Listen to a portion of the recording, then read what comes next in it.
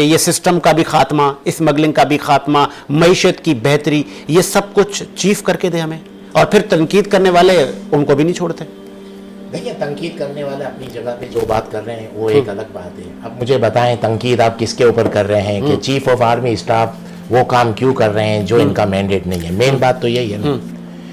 اب مجھے بتائیں اس سے پہلے کی جو گورنمنٹ تھی، اس سے پہلے کی گورنمنٹ تھی، میں اسی گورنمنٹ سے آ کے بات کر رہا ہوں. اس سے پہلے کی جو گورنمنٹ تھی عمران خان صاحب کی، وہ کیا کہتے تھے؟ وہ کہتے تھے مجھے سیاستدانوں سے بات نہیں کرنی، مجھے اسٹیبلشمنٹ سے بات کرنی ہے. یہ تو ریکارڈ پہ بات ہے. ٹرو.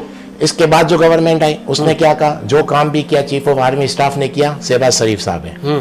جب آپ ہر کام کہہ رہے ہیں کہ سب کام چیف آف آرمی اسٹاف کر رہا ہے، آپ ایڈمٹ کر رہے ہو. ایک سب سے بڑی سیاسی پارٹی کہتی ہے کہ ہم بات کریں گے صرف اسٹیبلشمنٹ سے، اور دوسری سیاسی پارٹی کا جو لیڈر کہتا ہے کہ جو بھی کام کیا چیف آف آرمی اسٹاف. جب ہر کام چیف آف آرمی اسٹاف سے آپ کروا رہے ہو، کیا بات ہے، تو صرف بلیم کس کے اوپر آ جاتا ہے؟ پھر چیف آف آرمی اسٹاف پہ آتا ہے، فوج کے اوپر آتا ہے. کیونکہ وہ ہر چیز میں تو انوالو کر رہے ہیں فوج کو، اور جب ان سے کچھ گورنمنٹ نہیں چلتی یا چلا نہیں پاتے تو وہ کیا کہتے ہیں جانے کے بعد؟ ہمارے ہاتھ بندھے ہوئے.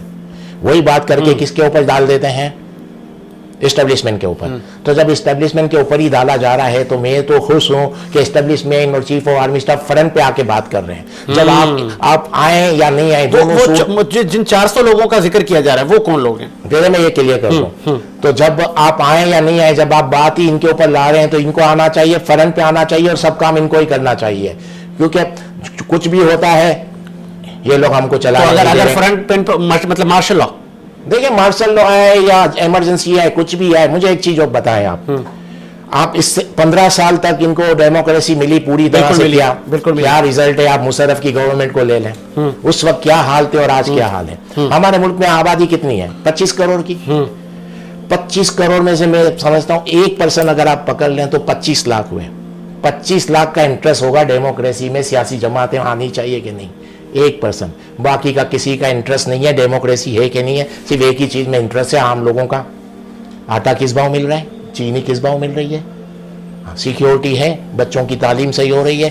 تقریباً یعنی اس کا مطلب 1% آبادی وہ ہے جو ان چیزوں کو لائک کرتی ہے، کیونکہ وہ خود جڑے ہوئے ہیں سیاسی پارٹیوں سے یا سیاستدانوں سے یا اس کرپٹڈ ماحول سے. جو معاشی کرائسس ہے، آپ کا کہنا ہے کہ مارشل لا آ جانا چاہیے، فرنٹ پہ آنا چاہیے اسٹیبلشمنٹ کو؟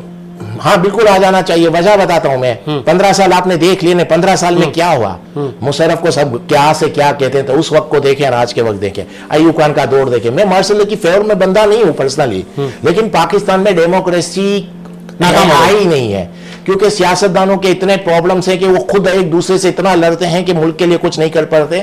میں آپ کو ایگزامپل دے دوں آخری کی، لاسٹ جو پی ڈی ایم کی گورنمنٹ تھی، نون لیگ کی گورنمنٹ تھی، فائنل منسٹر پہ یہ نون لیگ والے ہی لڑتے تھے.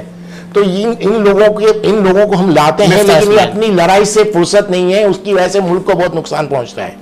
اگر ایسے ماحول میں ایمرجنسی یا مارشل لا جائے، کیونکہ عام آدمی نہیں جانتا کہ پرائم منسٹر کون ہے، فوج کی آرمی چلا رہی ہے ملک کو کہ ڈیموکریسی چلا رہی ہے، اس کو کیا ملتا ہے؟ سیکیورٹی ہے کہ نہیں ہے؟ اگر آج یہ جس طرح سے کریک ڈاؤن ہو رہا ہے، میں بڑی بات نہیں کر رہا، اگر اس پہ امپلیمنٹ ہو گیا اور مہنگائی کم ہو جائے گی اور آپ سروے کرنے نکلو گے تو لوگ کہیں گے کہ بھائی آرمی آ جائے، ماں کوئی پرابلم نہیں ہے. ایگری، ٹھیک ہے.